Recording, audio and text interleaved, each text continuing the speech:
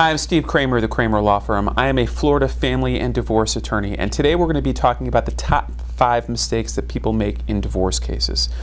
The first mistake that people make is engaging in domestic violence or stalking.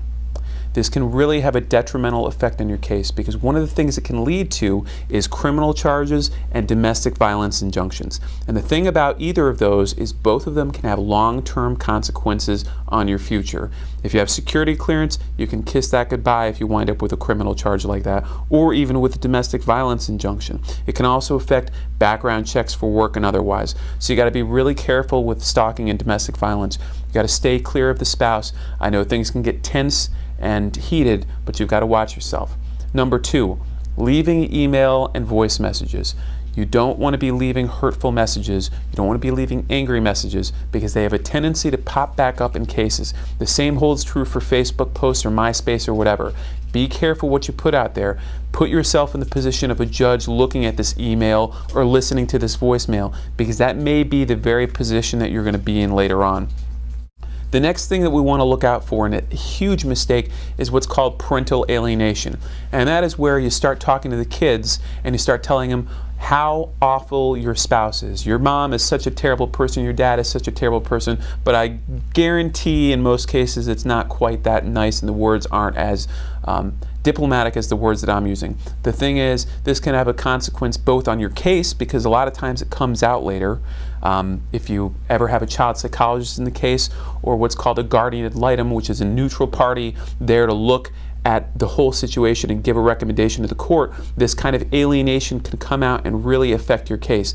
The other thing it does is it puts the children in a really awkward position that can have some real consequences on their future and their psyche. And you really want to look out for that, because what we want to do is have as good a divorce as we can and protect the children. And that's really, really important.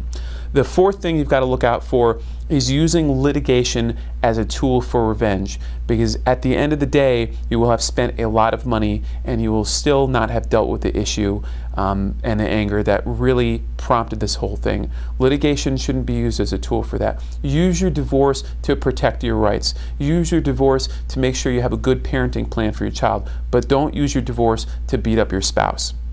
And the fifth and final one is ignoring claims of drug or alcohol use.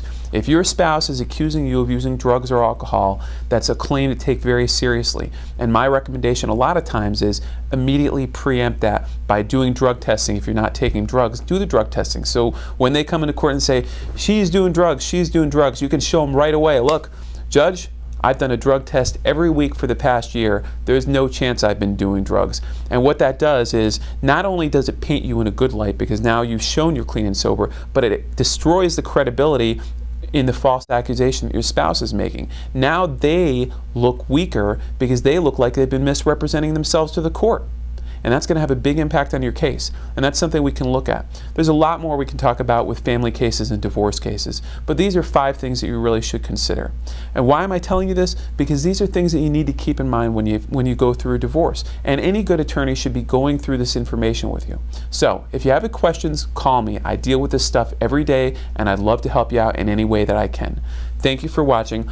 Also, if you're watching this on Facebook or YouTube, click the like button below. That way you can share this information with your friends and family. I appreciate you watching our video. I'm Steve Kramer, the Kramer Law Firm. Thanks.